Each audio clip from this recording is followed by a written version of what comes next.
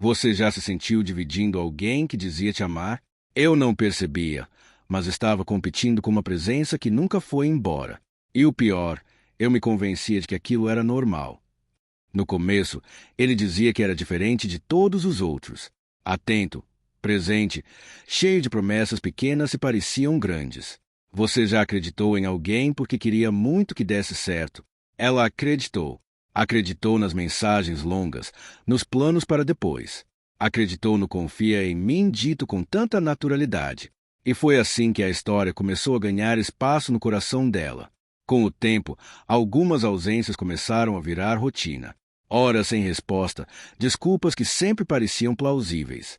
Você já se pegou justificando o erro de alguém para não perder a pessoa? Ela se pegou. Dizia para si mesma que era trabalho, cansaço, estresse, que amor também passa por fases difíceis. E foi normalizando pequenos vazios que machucavam. Havia dias em que ele estava inteiro, presente, carinhoso, quase perfeito. Em outros, sumia como se tivesse evaporado. Você já sentiu essa montanha-russa emocional? Essa sensação de nunca saber em que versão da pessoa você vai encontrar? Ela começou a se moldar ao ritmo dele, sem perceber. As comparações vieram antes das certezas. Ela se perguntava se não era suficiente, se precisava mudar algo em si para ser mais escolhida. Quantas vezes você já tentou ser mais para não ser deixada de lado? Ela tentava agradar, entender, esperar, e se perdia um pouco mais de si a cada tentativa. Talvez você esteja ouvindo isso e reconhecendo alguns sinais. Talvez ainda esteja tentando justificar atitudes a cada ausência. Mas a verdade é que amor não te coloca para competir. Ninguém merece viver como opção na própria relação. Essa história ainda vai mostrar o preço de se aceitar em segundo lugar. E o que acontece quando alguém decide parar de aceitar isso? A descoberta não veio como um choque imediato. Veio em pedaços, em sinais que se encaixavam aos poucos. Uma notificação fora de hora, um nome que aparecia sempre. Você já sentiu quando algo não fecha, mas tenta não olhar de perto? Ela sentiu. Fingiu que era paranoia, exagero, insegurança boba. Até o dia em que a verdade deixou de caber no silêncio. Quando confrontou, não houve pedido de desculpa real. Houve justificativas, versões confusas, promessas vazias. Você já ouviu alguém te machucar e ainda assim pedir compreensão? Ela ouviu que não era nada sério, que não significava nada. Como se a dor dela fosse um detalhe pequeno demais para ser levado a sério. E, sem perceber, começou a negociar os próprios limites. Ela não saiu no primeiro dia em que soube. Ficou. Tentou entender. Tentou salvar o que já estava ferido. Você já tentou consertar algo que só a outra pessoa quebrava. Ela acreditou que paciência fosse prova de amor, que aguentar calada era maturidade, e confundiu resistência com carinho. Aos poucos, dividir virou rotina emocional. Ela sabia que não era a única, mas fingia não saber. Você já viveu algo que todo mundo percebe, menos você mesma? Cada encontro vinha acompanhado de ansiedade e comparação. Cada ausência virava um teste de valor próprio. E a relação passou a girar em torno de não ser deixada.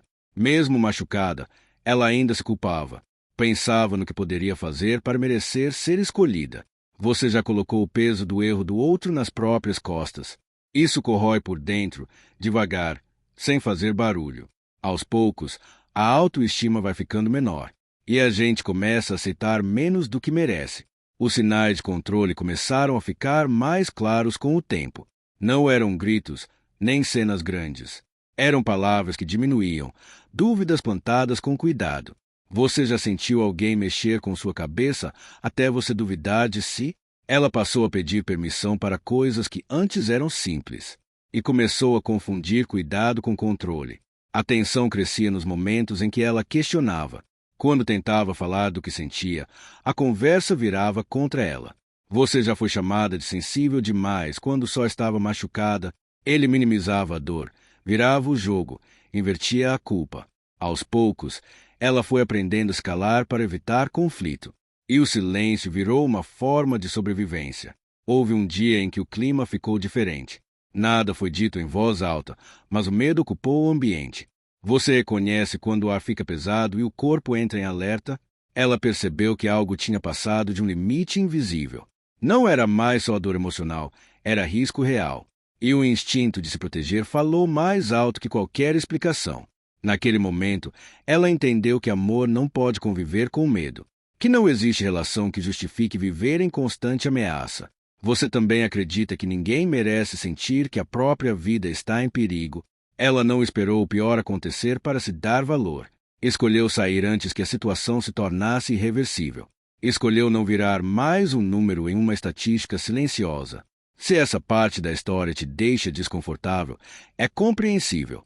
Assuntos assim mexem com quem viveu ou conhece alguém que viveu isso. Se você se identificou em algum sinal de alerta, procure apoio. Conversar com alguém de confiança pode abrir caminhos. Existem redes de ajuda e proteção que salvam vidas. E reconhecer o perigo é o primeiro passo para se proteger.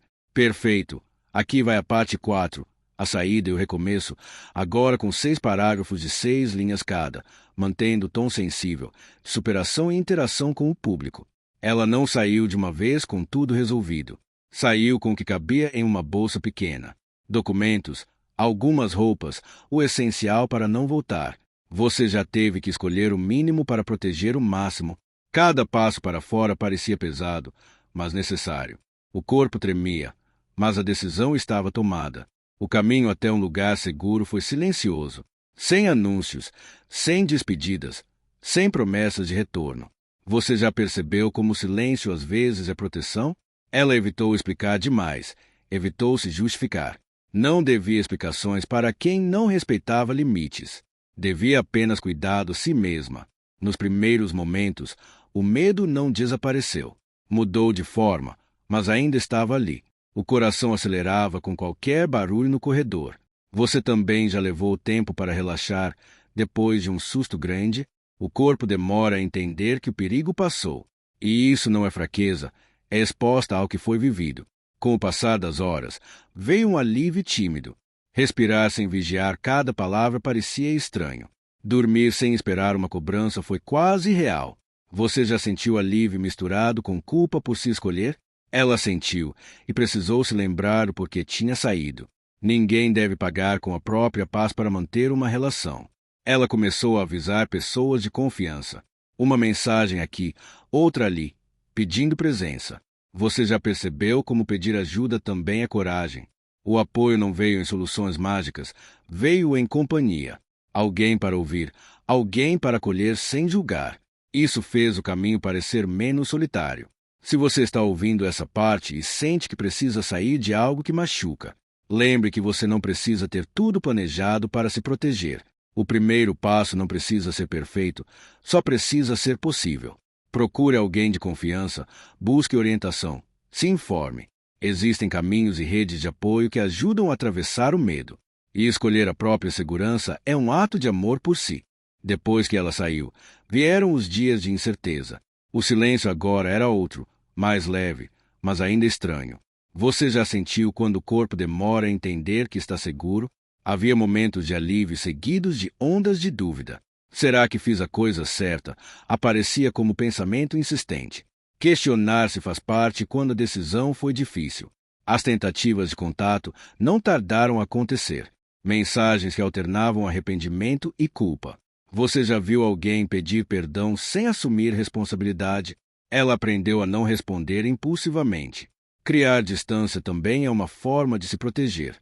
Nem toda reaproximação é sinal de mudança real. Com o tempo, ela percebeu que precisava de limites claros. Não só com ele, mas consigo mesma. Quantas vezes você voltou para o que te feriu por medo de ficar só? Ela começou a escolher o que preservava sua paz. Bloqueou acessos, reduziu pontes, construiu espaço. Espaço para respirar, pensar e se reconstruir. As consequências práticas começaram a aparecer. Organizar a própria rotina, refazer planos, buscar estabilidade. Você já precisou reconstruir a vida a partir de pedaços? Cada pequena conquista parecia grande. Um dia sem medo, uma noite de sono, uma decisão firme.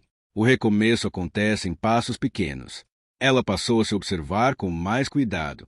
Percebeu gatilhos, respeitou os próprios limites. Você também se escuta quando algo te faz mal? Autocuidado não é egoísmo, é manutenção de si. Cuidar da mente é tão importante quanto cuidar do corpo. E pedir ajuda faz parte desse cuidado. Se essa história te toca de alguma forma, não ignore os sinais. Ninguém merece viver em ciclos de dor e ameaça. Você não é fraco por sentir medo, é humano. Buscar apoio é um gesto de coragem. Existem pessoas e serviços prontos para ajudar. E sua vida vale mais do que qualquer relação que machuca. A rede de apoio que salva. Foi quando ela decidiu não atravessar isso sozinha. Uma mensagem enviada, um pedido simples por companhia. Você já percebeu como pedir ajuda pode ser mais difícil do que parece? Ela não precisava de respostas prontas, só de alguém que ficasse. Às vezes, a presença de outra pessoa muda o rumo de uma noite. E muda também o rumo de uma história. A rede de apoio não chegou como milagre. Chegou como cuidado cotidiano, em gestos pequenos. Uma amiga que buscou, um parente que abriu a porta. Você tem alguém que te ofereceria abrigo se você precisasse. Ter onde pousar o medo faz toda a diferença. Foi ali que ela começou a se sentir segura de novo. Houve um momento em que o risco parecia mais próximo. Não em forma de cena, mas de sensação no corpo. Aquele alerta interno que pede proteção imediata. Você já sentiu quando algo não está seguro, mesmo sem palavras? Ela ouviu esse sinal e não ignorou. Buscou apoio antes que o medo virasse paralisia. Com gente por perto, as decisões ficaram mais claras. Não porque o problema sumiu, mas porque o peso foi dividido. Quando alguém segura sua mão, o passo fica mais firme. Você também anda melhor quando não caminha sozinho. A presença trouxe perspectiva e limite. E limite é uma forma de cuidado. Aos poucos, ela entendeu que proteção não é exagero. É respeito pela própria vida. Aceitar ajuda não diminui a força de ninguém. Pelo contrário, mostra que a vida importa. Ela passou a escolher ambientes e pessoas que somavam. E isso mudou o jeito como ela se sentia no mundo. Se você está ouvindo isso e reconhece sinais de risco ao seu redor, não espere o medo crescer para procurar apoio. Converse com alguém de confiança, busque orientação. Existem redes de proteção e acolhimento que funcionam. Você merece viver com segurança e dignidade. E ninguém precisa enfrentar momentos difíceis em silêncio. A nova fase e a mensagem. Com o passar do tempo, ela começou a se reconhecer de novo. Não como alguém marcada pela dor, mas como alguém em reconstrução. Você já percebeu quando volta a se olhar com mais gentileza? Pequenas escolhas diárias foram devolvendo autonomia. Cuidar da própria rotina virou um ato de respeito. E isso mudou a forma como ela ocupava os dias. Ela voltou a sonhar com coisas simples. Planos que não precisavam de permissão de ninguém. Talvez estudar algo novo, talvez mudar de caminho. Você ainda se permite imaginar um futuro melhor. Sonhar não apaga o que foi vivido, mas abre espaço para o que ainda pode ser. Houve recaídas emocionais, porque a cura não é uma linha reta. Alguns dias vinham mais leves, outros mais pesados.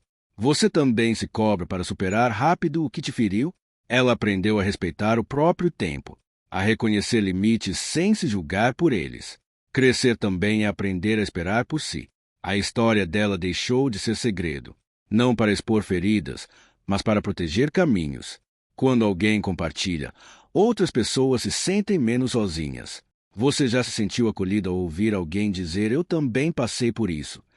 Transformar dor em alerta é uma forma de cuidado coletivo. E cuidado coletivo cria ambientes mais seguros. Hoje, ela não se define pelo que quase perdeu. Ela se define pelo que escolheu preservar, a própria vida. Essa escolha muda o jeito de caminhar no mundo. Você não é só o que te aconteceu. Você também é o que decide a partir de agora. E essa decisão é sua, todos os dias. Se essa história chegou até você, que ela sirva de lembrete. Ninguém merece viver em silêncio dentro do medo. Existem caminhos, pessoas e redes de apoio. Você não precisa ter tudo resolvido para se proteger. Um passo de cada vez já é movimento. E escolher a própria vida é um gesto de coragem contínua.